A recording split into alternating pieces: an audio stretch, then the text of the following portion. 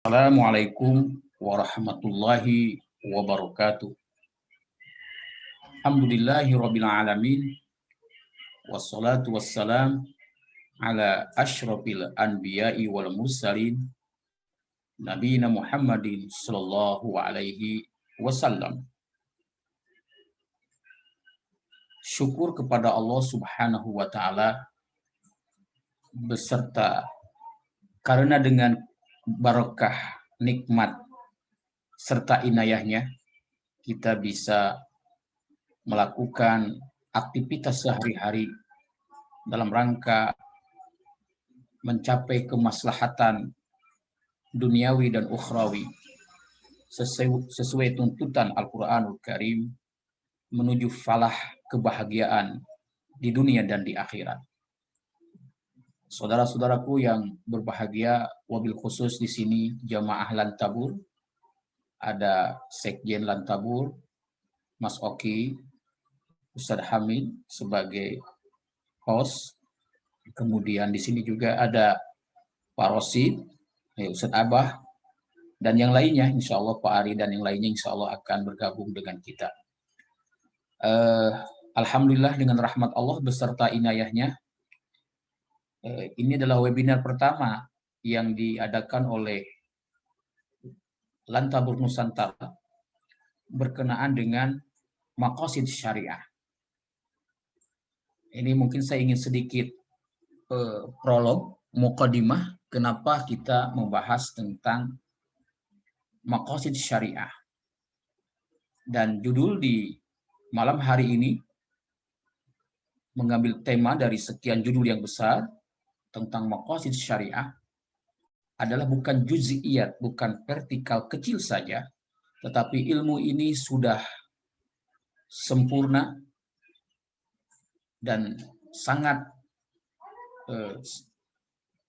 tersusun dengan rapi oleh para ulama, khususnya dalam bidang usul fikih, dan kemudian independen menjadi ilmu khusus yang disebut dengan maqasid syariah. Maka insya Allah pertemuan ini akan berseri. Ya.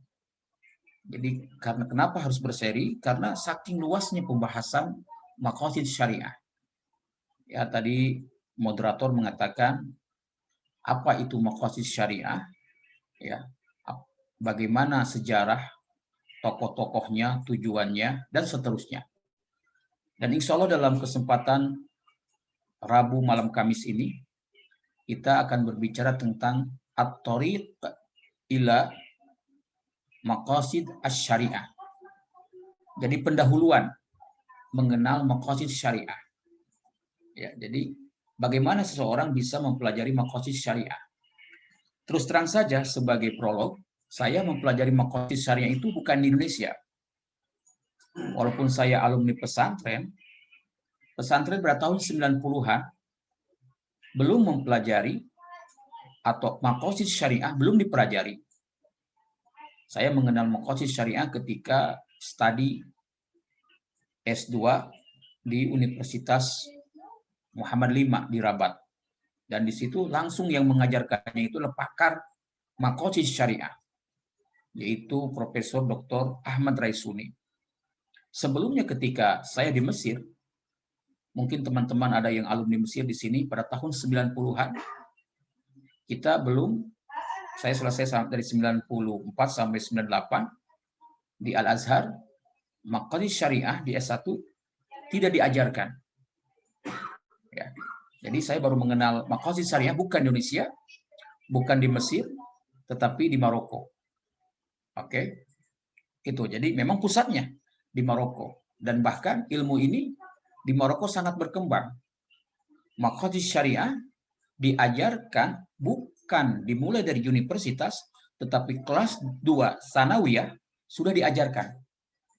Jadi lebih di Maghrib Arabi pembelajaran atau studi khusus tentang maqasid syariah lebih maju atau lebih utama lah, atau lebih terdepan.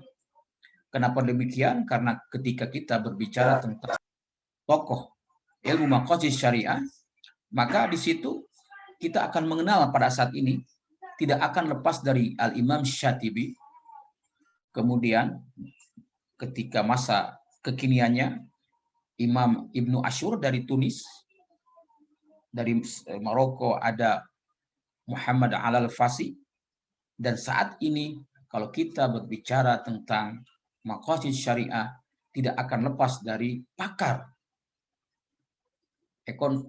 maqasid syariah, yaitu Profesor Dr. Ahmad Abdus Salam Ar-Raisuni, Ustadz Raisuni, yang mana spesialis dalam bidang itu.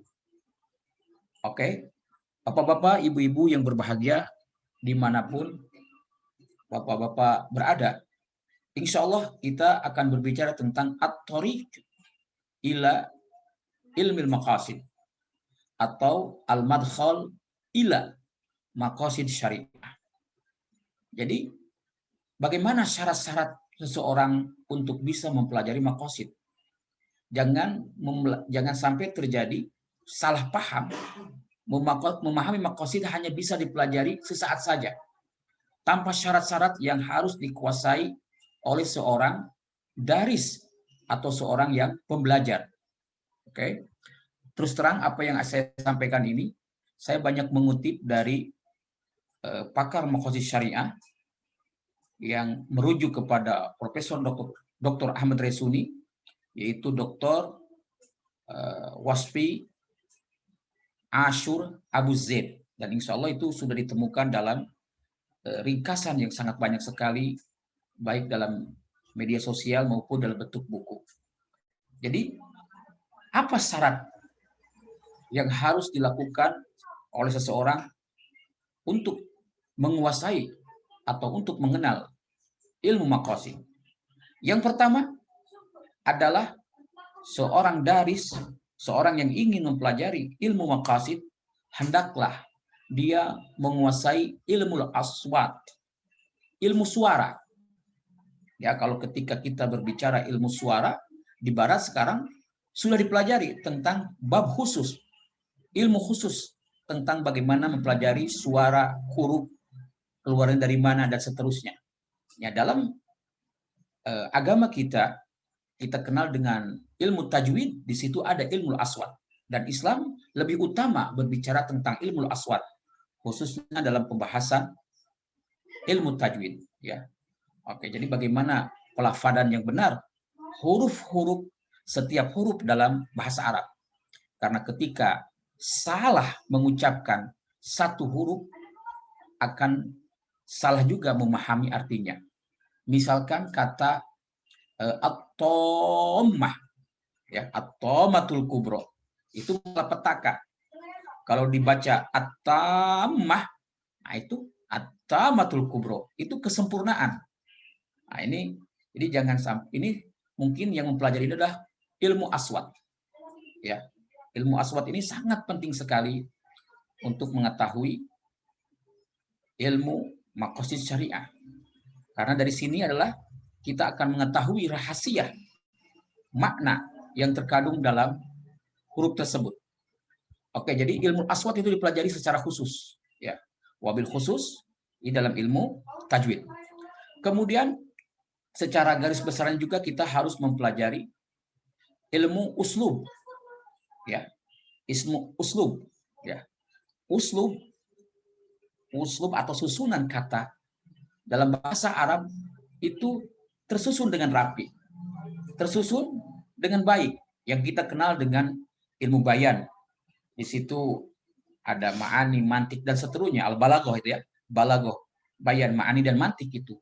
Nah, disitulah bagaimana kita akan mengetahui makna uslub dalam bahasa Arab harus melalui ilmu ini. Ya, dan insya Allah teman-teman yang di pesantren tentunya pernah belajar ilmu balaghah. Nah, ilmu ini juga harus dipelajari. Itu, ya, ilmu bayan. Kemudian masuk juga ilmu sarf. Ya, ilmu sarf, ya, kita akan mengetahui perubahan kata. Ya, ilmu sarf itu juga dipelajari. Ya, ilmu sarf, bagaimana misalkan kita seseorang ingin mengetahui maqasid syariah, harus mengetahui ilmu sarf. Karena perubahan kata dari bahasa Arab 3 huruf menjadi 4 huruf, menjadi 5 huruf, itu ada perubahannya. Ada makna yang berbeda. Misalkan kata razik dan rozak, pasti dia akan ada perbedaan. Ya, ar-razik war-razzaq. Ar-razik adalah pemberi rizki. Ar-razzaq maha pemberi rizki. Nah, ini kita akan mengetahui ini, perbedaan arti ini kita mengetahuinya dalam ilmu sharaf. Ya. Karena manusia itu biasanya takut itu berkenaan dengan rizki dan dengan ajal. Ya. Nah, ini ar-razzaq. Ar-razik dan ar-razzaq. Akala dengan akala itu beda. Nah, ini yang mempelajari ini adalah ilmu sharaf. Kata syahida yashhadu. Artinya bersaksi. Dengan ashhada yushhidu. Mengadakan persaksian. Nah, ini berbeda. Dan kita akan mengetahui perbedaan arti itu diketahui dalam ilmu sharaf. Maka bagi teman-teman yang ingin mempelajari maqasid syariah, juga ilmu sharaf ini adalah bagian penting yang harus dipelajari atau yang harus dikuasai. Oke. Kemudian lanjut juga kepada ilmu nahwu. Ya. Ilmu nahwu. Oke, sangat luas sekali ini. Di situ juga kita akan berbicara tentang dari ilmu nahwu itu ada kata-kata yang artinya tidak pada isinya, tidak pada intinya misalkan. Di situ dipelajari dalam ilmu nahwu karena kita akan mempelajari mu'jam, beragam kamus. Kadang-kadang arti itu arti awal, arti asli dengan arti yang sesungguhnya itu berbeda. Misalkan kata syatir. Syatir itu artinya pencuri. Tetapi sekarang kata syatir itu artinya bukan pencuri. Syatir itu artinya orang hebat. Anta syatir. Nah, ini untuk mengetahui ini kita harus belajar bahasa Arab. Ya, misalkan kata ifrit, ya, bagian dari jin ifrit atau ifrit, ya, cenderung negatif. Tetapi kata ifrit pun jadi positif. Misalkan anta ifrit, maksudnya anta hebat, kamu pintar. Ya, nah, seperti itulah mungkin perkembangan kata-kata dalam bahasa Arab ini juga harus dipelajari. Karena nanti ini akan mendukung memahami maqasid syariah. Ini merupakan beberapa bidang ilmu art yang harus dikuasai. Oke. Sekarang kita juga ilmu apa lagi selain ilmu aswad, ilmu uslub, kemudian ilmu sarf, ilmu nahwu, tentunya adalah memahami Al-Qur'anul Karim. Memahami Al-Qur'anul Karim, membaca Al-Qur'anul Karim itu akan membantu mengetahui maqasid syariah. Bagaimana dia akan memahami maqasid syariah? Dia tidak pernah membaca Al-Qur'an atau membaca Al-Qur'an tidak tahu artinya. Nah, ini sangat berbahaya sekali. Dia mengatakan ini maqasid dari misalkan dari ekonomi Islam, padahal dia jarang membaca Al-Qur'an atau membaca Al-Qur'an tapi tidak mengerti artinya. Maka salah satunya untuk menguasai maqasid syariah perlu tadabbur Al-Qur'an, perlu mendalami Al-Qur'an. Ya, itu harus mendalami Al-Qur'an, harus dipahami Al-Qur'an agar memahami setiap maksud tujuan dari syariat ini. Oke, jadi Al-Qur'an itu adalah wajib dipelajari. Wajib, kalau tidak dihafal, kita memahaminya. Nah, oke. Kemudian setelah itu adalah wajib mempelajari ilmu fikih. Ya. Ilmu fikih itu wajib sekali dipelajari. Ya, kalau saya nasihati, kalau saya sarankan untuk mempelajari kitab karya Ibn Rushd, Bidayatul Mujtahid wa Nihayatul Muqtasid, itu berkenaan dengan fikih muqarin. Di situ walaupun tidak cukup sempurna buku itu, tetapi mengajarkan kepada kita, memberikan informasi kepada kita tentang keragaman berfikih dalam Islam. Ya, misalkan ketika kita belajar fikih muqarin, banyak fikih yang lain karya ulama lainnya, tetapi mungkin salah satunya adalah Bidayatul Mujtahid. Ya, itu salah satu kitab yang saya sarankan untuk dibaca agar kita bisa mengetahui maqasid syariah. Misalkan kita bisa mengambil contoh tentang maksud dari sholat. Ya. Maksud dari sholat itu apa? Maksud dari sholat, inna sholata tanha anil fahsyai wal munkar. Bahwa orang mendirikan sholat, menegakkan sholat dalam rangka tanha anil fahsyai wal munkar. Agar orang yang menegakkan sholat itu menjauhi dari perbuatan keji dan perbuatan mungkar. Kemudian kita bisa melihat juga contohnya pernikahan. Apa maksud pernikahan? Ya, pernikahan itu apa maksud pernikahan itu? Ya, di samping untuk memperbanyak keturunan, sebagaimana kata Rasulullah SAW dalam sebuah hadis yang sangat masyhur sekali, kawinilah, tazawwaju al-wadud. Kawinilah oleh kamu calon istri yang memiliki keturunan yang banyak, wal wadud, dan memiliki kasih sayang. Terus kata Rasulullah SAW, fa inni mukatsiru bikum al-umam yaumal qiyamah. Karena pada hari kiamat nanti, kata Rasulullah SAW, aku akan berlomba-lomba siapa umat yang paling banyak yang dimiliki. Apakah umat Nabi Isa alaihissalam, kemudian Nabi Musa alaihissalam, atau umat Nabi Muhammad SAW. Salah satunya adalah maksud atau maksad dari pernikahan itu adalah untuk hibdun nasl. Nanti kita akan berbicara al-kuliyatul khams, tapi sebelum ke sana kita tidak akan membahas secara umum, tidak akan dibahas. Kita sekarang sekali lagi kita berbicara tentang at-thariq ila ilmil maqasid. Jadi baru pembukaan. Nah, di sini apa maksud dari pernikahan? Salah satunya adalah untuk menjaga nasab. Ya, untuk menjaga nasab, untuk menjaga keturunan. Kemudian bukan sekedar itu maksud dari pernikahan. Sebagaimana hadis yang sangat ma'ruf sekali, yang sangat terkenal sekali, ya ma'syarus syabab, wahai para pemuda, man istata'a minkumul ba'ata falyatazawwaj. Wahai para pemuda, barang siapa yang memiliki kemampuan al-ba'ah, al-qudrah, al-zawaj, yang memiliki kemampuan untuk menikah, falyatazawwaj, maka hendaklah menikah. Maka dengan pernikahan tersebut, fa innahu ahsanul farj. Pernikahan tersebut insya Allah akan menyalurkan farj kalian.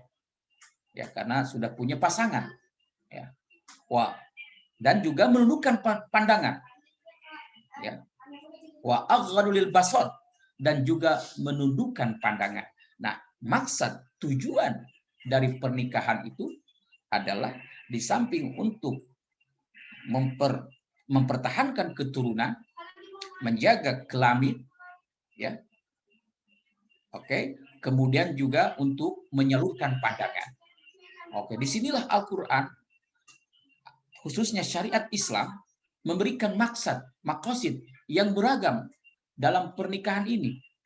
Pernikahan itu harus kuat, jangan sampai cerai. Ya, kalaupun cerai itu adalah jalan terakhir. Ya. Maka apabila terjadi kecekcokan, maka di sini maqasid syariah datang.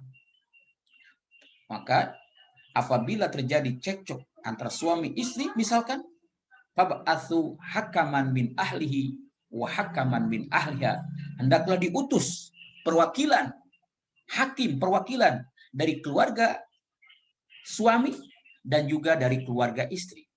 Karena keluarga istri, orang tua istri tidak mau, pasti tidak mau, kemungkinan besar pasti tidak mau anaknya, anak perempuannya itu cerai. Begitu pula keluarga laki-laki tidak mau anaknya itu cerai karena punya keturunan. Nah, disinilah masuklah maqasid syariah agar rumah tangga itu terjaga, tetap dipertahankan, walaupun pada akhirnya ada yang dibolehkan, yang dinamakan talak, tetapi harus diperjuangkan dulu untuk bersatu. Saudara-saudara yang berbahagia, inilah beberapa min funun yang harus dipelajari agar seseorang bisa memahami maqasid syariah dengan baik. Jadi kita belum berbicara tentang sejarah maqasid syariah, buku-buku apa saja yang harus dibaca, referensinya, tujuannya, faidahnya, oke, tokoh-tokohnya, dan sebagainya. Belum kita bahas. Nah, yang kita perlu sekarang apabila kita ingin mendalami maqasid syariah sebagai khulasoh, sebagai resume, kita harus mempelajari yang pertama ilmu aswad, yang kedua ya ilmu uslub, ya, yang ketiga ilmu balaghah, kemudian ilmu sarf, ya, kemudian ilmu nahwu, ya, dan mempelajari Al-Qur'anul Karim, serta yang ketiga mendalami fikih, beragam fikih, khususnya fikih muqarrar. Kenapa demikian? Fan ini harus dipelajari agar supaya orang yang mempelajari ilmu ini tidak gegabah menggunakan kata maqasid syariah. Belum apa-apa ini menurut maqasid syariah. Padahal dia tidak tahu hadisnya. Padahal dia tidak tahu dalilnya. Padahal dia tidak memahami lughah Arabia. Ya. Padahal dia tidak memahami maksud dan tujuan syariat tersebut. Oke, jadi agar maqasid syariah itu tidak kering, maka daris yang mempelajari ilmu syariah sekali lagi wajib mempelajari ilmu ini. Apalagi Indonesia sekarang lagi booming. Banyak orang mengatakan menurut maqasid syariah. Menurut maqasid syariah, padahal dia sendiri kurang membaca Al-Quran. Padahal dia sendiri tidak memahami makna dalam bahasa Arab tersebut. Maka untuk itu sekali lagi, agar maqasid syariah itu tidak kering dari tujuan maksad syari Allah Subhanahu wa taala, beberapa funun yang saya sampaikan tadi inilah wajib dipelajari. Itu saja mungkin Ustaz Hamid yang sebagai muqaddimah, setengah jam saya menyampaikan ini. Silakan apabila ada tanya jawab.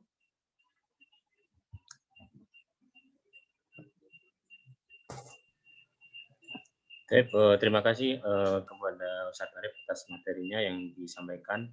Ternyata maksud syariah ini memang cukup luas ilmu ini, jadi tidak bisa dipelajari dalam waktu yang singkat. Dia harus memperhatikan ilmu-ilmu yang lain yang saling terkait, ya. Baik itu ilmu ushul fikih, kemudian ilmu fikih, kemudian juga ilmu nahwu dan lain sebagainya, yang menjadikan ilmu ini akan bekerja dalam tanda kutip secara semestinya, tidak berlebihan dan tidak juga dihilangkan sama sekali. Itulah tugas kita sebagai orang Islam yang tafaqquh fiddin, yaitu mempergunakan ilmu ini tidak secara ifrat maupun tafrid, yaitu mempergunakan secara berlebihan, bisa keluar jalur, atau tidak mempergunakannya ilmu maqasid sama sekali. Ini juga kita temukan orang-orang seperti itu, dan juga kita temukan juga orang yang mempergunakannya secara berlebihan hingga mengeluarkan dari relnya. Itu yang tidak bisa ditolerir dalam rangka memahami fikih Islam ini. Jadi kita sebagai umat wasaton, umat pertengahan, itu juga dalam segala hal, baik itu dalam fikih, baik itu dalam usul fikih, baik itu dalam maqasid asy-syariah yang belakangan ini memang sering disampaikan oleh para penceramah. Baik, kalau ada pertanyaan, di sini ada Bapak Saiful mungkin, kemudian juga Febrian dan Mas Bapak Oki. Atau kalau ada pertanyaan silakan diajukan. Insya Allah nanti akan dijawab oleh Ustaz Arif Rahman.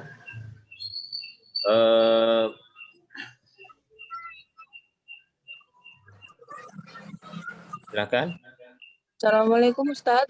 Waalaikumsalam warahmatullahi wabarakatuh. Silakan langsung. Iya, izin bertanya untuk Baik. materi pengenalan Makosid Syariah. Suara saya jelas, Ustaz? Jelas, jelas. Jelas. Jelas, Ibu. Iya, Ustaz. Jadi sebelumnya mukodimah dulu, saya memang belum pernah nyicip pondok gitu, Ustaz. Jadi basicnya baru madrasah ibtidaiyah, sanawiyah, aliyah. Jadi jalur pendidikannya belum nyicip pondok. Jadi Makosid Syariah ini bagi saya ilmu baru gitu. Cuman saya udah pernah dengar, sudah pernah tahu istilahnya sebatas tahu kayak ilmu aswad, uslub, sorof, nahwu, fikih sama pembelajaran ulumul Quran, tafsir. Pertanyaannya itu kira-kira kiat-kiat apa yang harus saya tumbuhkan agar lebih semangat lagi untuk belajar Makosid Syariah? Karena awalnya kan tadi cuman Ustadz gitu, kepengen tahu apa sih Makosid, karena setelah dengar penjelasan Ustadz tadi ternyata ilmu Makosid Syariah itu sangat penting untuk kita pelajari, terutama sebagai seorang muslim dan muslimah. Nah, mungkin kiat-kiat apa saja yang bisa saya tumbuhkan agar lebih semangat lagi untuk belajar Makosid Syariah, karena nampaknya tadi agak jelimet Ustadz gitu. Mungkin pertanyaannya seperti itu, Ustadz. Terima kasih. Wassalamualaikum warahmatullahi wabarakatuh. Pertanyaan sudah bisa ditangkap oleh Ustaz Arif, insya Allah akan dia segera dijawab oleh Ustaz Arif. Saya persilakan. Baik, ini Ibu Betty atau Mbak Betty saya panggilnya. Di mana nih Mbak Betty? Panggil Mbak aja, Ustaz. Iya, oke. Dari mana, Mbak Betty? Dari Jambi. Dari Jambi, Ustaz. Alhamdulillah. Dapat informasi kajian ini dari mana? Alhamdulillah. Gabung di grup, Ustaz. Alhamdulillah gabung di grup Telegramnya. Oke, baik. Terima kasih. Alhamdulillah, Mbak Betty dari Jambi. Senang sekali bisa hadir dalam kajian ini. Ini adalah kajian yang pertama, ya. Iya, kita belum masuk kepada 12 atau sampai 30 yang kita siapkan. Ya, insya Allah kita pembahasannya itu baru ya pembukaan dulu, belum sampai kepada puncak dari Makosid Syariah yang selalu dibahas oleh teman-teman di sekitar kita. Oke, baik, Mbak Betty. Jadi kiat-kiatnya, ya kiat-kiatnya agar semangat lagi mempelajari funun atau bagian-bagian ilmu yang mendukung penguasaan Makosid Syariah. Kiat-kiatnya apa?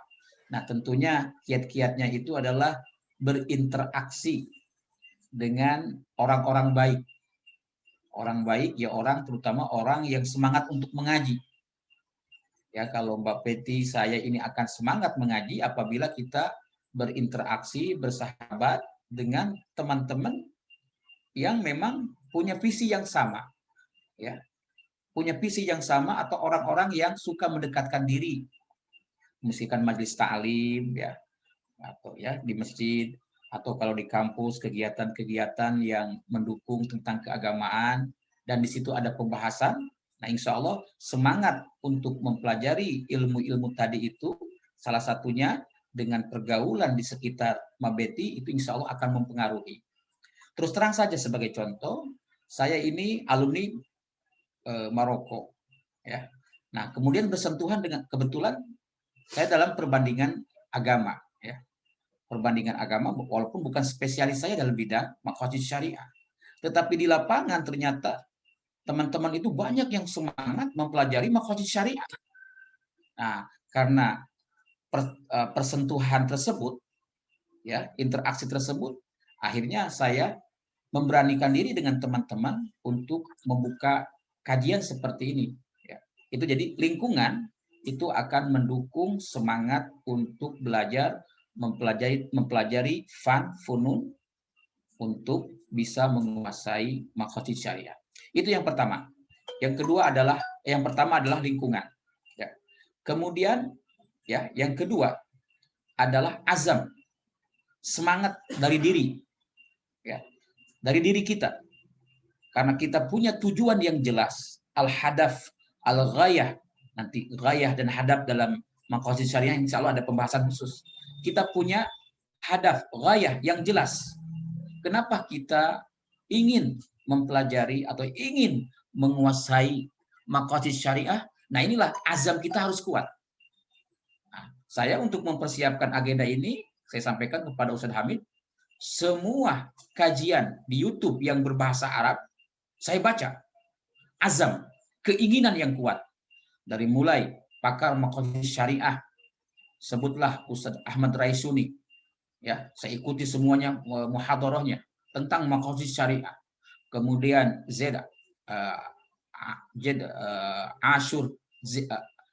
Abu Zaid, ya, Abu Zaid saya ikuti. Itu sampai 12 atau 13 muhadarah saya ikuti. Itu menunjukkan kepada keinginan untuk mengetahui maqasid syariah langsung dari orang Arab, langsung dari ahlinya.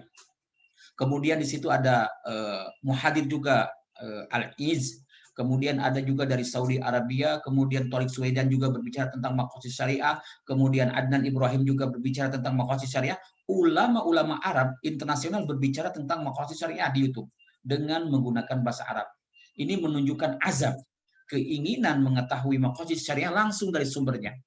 Ya, mungkin untuk KBT juga, makanya ini ada kajian dalam bahasa Indonesia yang membahas tentang maqasid syariah dalam bahasa Indonesia, di YouTube pun banyak. Nah, untuk menjaga semangat itu, ya, semangat untuk mempelajari maqasid syariah, keinginan kita itu harus tertahan, harus dipertahankan. Dipertahankan dengan apa? Dengan membaca buku, membuka buku, dan mengikuti media-media sosial yang saat ini sangat mudah sekali untuk mempelajari satu ilmu, termasuk maqasid syariah. Ya, itu azam, kembali kepada diri kita, ya. Di samping kepada orang lain, kepada diri kita.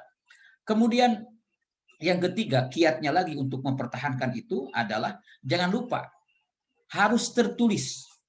Ya. Jadi kiatnya itu harus tertulis, program itu harus tertulis. Misalkan untuk minggu pertama kajiannya itu tentang maqasid syariah itu adalah al-madkhal ila maqasid syariah. Jadi jelas gitu, jadi tidak jemu. Kemudian minggu kedua berbicara tentang ta'arif atau definisi tahdid ilmu maqasid. Apa itu ilmu maqasid itu? Pembahasan ilmu maqasid itu lebih dari 1 jam, lebih 2 jam. Tapi kita bisa sampai 10 menit saja. Kemudian minggu ketiga berbicara tentang faidah dari ilmu maqasid. Minggu keempat berbicara tentang ghayah, tujuan dari ilmu maqasid. Berbicara tentang qawaid maqasid syariah terus, ya. Jadi sebagaimana disampaikan oleh Ustaz Hamid, ilmu maqasid syariah itu ternyata luas. Maka berbuku-buku, berbab-bab pembahasan tentang itu sebagaimana yang ditulis oleh Imam Asy-Syatibi, ya, dalam bukunya Al-Muwafaqat. Bahkan pakar maqasid syariah Syekh Raisuni itu karyanya itu tentang maqasid syariah itu berjilid-jilid menulis tentang maqasid syariah. Jadi yang ketiga, agar tidak belajar maqasid itu tidak kering atau tidak bosan, maka perlu adanya manhaj yang jelas untuk mempelajari maqasid. Kemudian yang keempat, mungkin ini sekedar, sebenarnya banyak sekali kiat-kiat. Yang keempat, insya Allah kami dari Lantabur Nusantara sudah berazam insya Allah akan mengadakan kajian ini walaupun 1 jam ataupun 40 menit membahas ini, tidak terlalu lama dan tidak terlalu panjang. Jadi untuk kiat-kiat tentunya banyak sekali, dan yang paling penting adalah azam, keinginan dari diri sendiri, kemudian berinteraksi dengan masyarakat yang mendukung kegiatan kita. Kemudian yang ketiga harus terprogram. Itu yang paling penting adalah 3 itu yang harus kita pelajari. Itu saja mungkin. Kak Betty, insya Allah yang lainnya bisa menambahkan. Baik, siapa lagi? Ustaz Hamid? Masih ada? Iya, syukron Ustaz. Syukron ala wajib. Kemudian di sini juga ada Bapak Ari Julmanan, ya. Ya, Afwan baru datang dari Gunung Sindur. Nah, baru buka. Ahlan wa sahlan Dr. Ari Julmanan. HP mati. Oke, ahlan wa sahlan. Ya, gimana? Oke. Pendahuluan maqasid syariah tuh gimana nih? Pendahuluan maqasid syariah.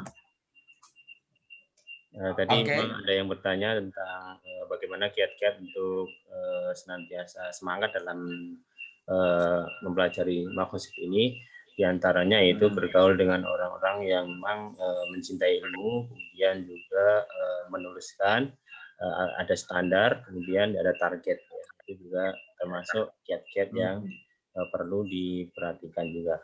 Mungkin pertanyaan dari saya, Ustaz, kalau ilmu makosid ini sepertinya terlambat ya, Ustaz, dibanding dengan ilmu tafsir dan ilmu hadis, ilmu ushul fikih itu bisa seperti itu, kenapa, Ustaz?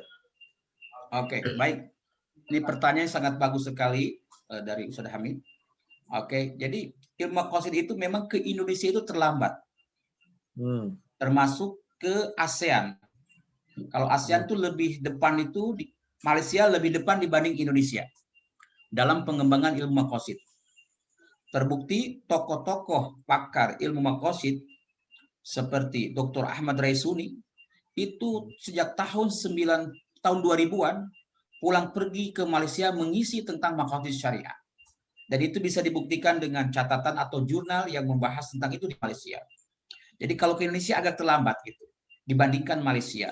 Tapi walaupun demikian, alhamdulillah sekarang booming orang berbicara tentang maqasid. Oke, memang terlambat. Oke. Dan dibandingkan juga antara Maghrib Arabi itu adalah negara Maroko, Aljazair, Tunis, Libya, Mauritania.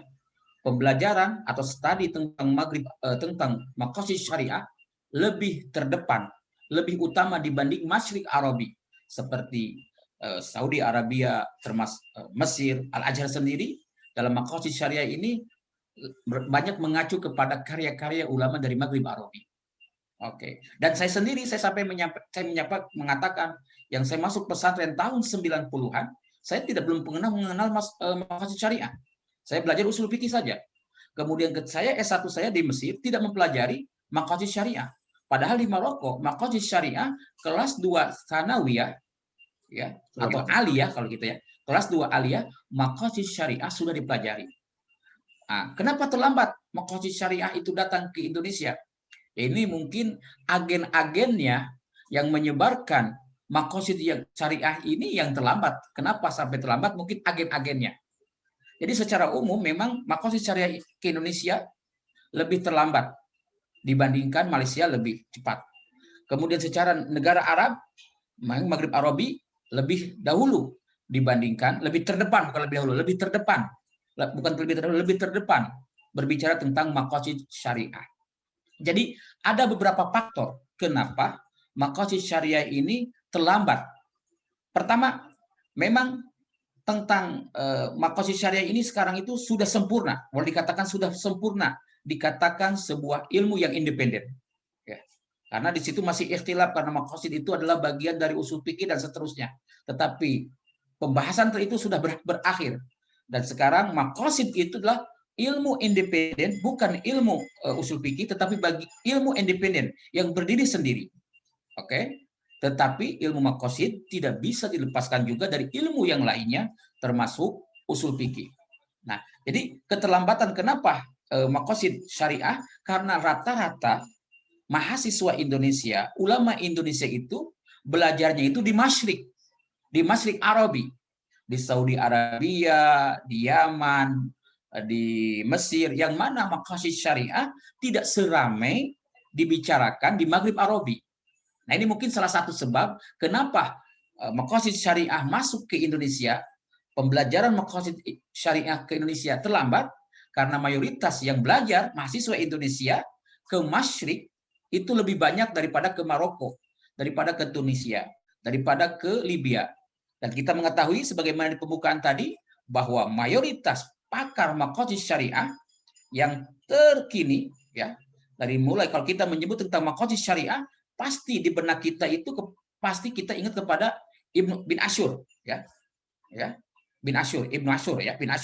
Dari mana dia? Dari Tunis, dari Maghrib Arabi. Kemudian kita akan menyebut Muhammad Al-Fashi, ya, dengan bukunya Maqasid Syariah wa Makarimuha. Dari mana dia? Dari Maroko. Kemudian pakar maqasid syariah pun sekarang adalah dari Maroko. Rujukan tentang maqasid syariah sekarang akan bermuara kepada Profesor Dr. Ahmad Resuni. Yang kebetulan Dr. Ahmad Resuni itu adalah guru saya di Universitas Muhammad V yang mengajarkan tentang usul fikih dan maqasid syariah. Dan alhamdulillah saya juga punya fotonya dengan dia ketika pernikahan saya, ya. Ada fotonya. Oke, jadi salah satu kenapa terlambat masuk ilmu maqasid Indonesia karena orang Indonesia mayoritas belajar ke Masyriq Arabi. Kemudian yang kedua, kenapa terlambat masuk ke Indonesia dibandingkan Malaysia?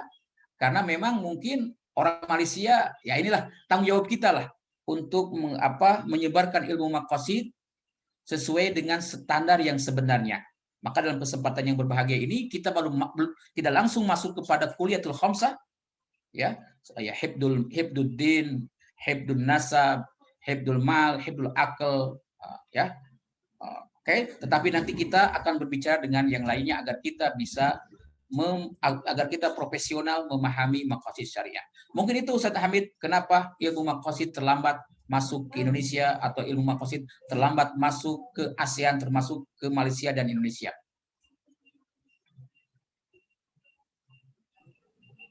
Oke. Menarik sekali atas jawaban dari Ustaz Arif. Sepertinya waktu sudah membatasi. Baik. Waktu membatasi kita, karena sedikit lagi kita akan mengakhiri kajian ini. Kemudian juga nanti insya Allah kalau ada lanjutan kajian kita akan informasikan juga kepada Bapak Ibu dan juga peserta di sini juga bisa kontak kami ya dengan kontak yang ada tertera di flyer itu. Nanti silakan berhubungan dengan kami, saling bertukar informasi. Nanti juga insya Allah kalau ada kajian lanjutan kita akan informasikan juga. Baik, ada closing statement Ustaz Arif. Oke. Sesi ini. Baik. Bismillahirrahmanirrahim. Teman-teman yang berbahagia, ini adalah kajian yang pertama dan insya Allah bukan yang terakhir. Dan perlu diinformasikan lagi, pakar maqasid atau doktor maqasid yang mengambil studi tentang maqasid syariah di Indonesia itu cukup banyak. Ya saya sebutkan mungkin sudah ada 3 orang. Yang pertama Dr. Fahmi Islam Jiwanto, ya, yang sekarang bertugas di Idarah Masjid Nabawi, salah satu staf ahli di Masjid Nabawi. Dia orang Indonesia. Disertasinya tentang maqasid syariah, adik kelas saya di Muhammad V. Dan dia langsung di bawah pakar maqasid Profesor Dr. Muhammad Rugi berkenaan dengan maqasid. Kemudian yang kedua juga adalah tentang maqasid syariah adalah dari Indonesia, ya, dokter muda namanya Dr. Arwani Sairoji. Dia juga menulis disertasi tentang maqasid syariah.